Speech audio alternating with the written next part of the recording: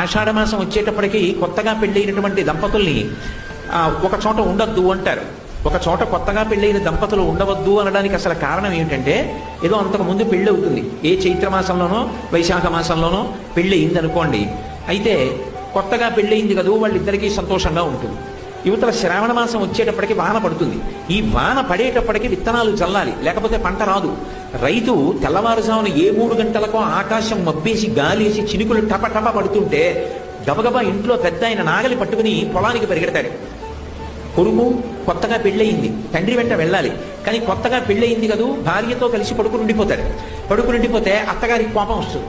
పెద్ద ఆయన మామగారు వెళ్ళారు, నువ్వు లేచి మీ ఆయన్ని వెళ్ళండి మీరు కూడా అని చెప్పి పంపించద్దా, నువ్వు అలా పడుకున్నావు మీ ఆయనతోటి అంటుంది.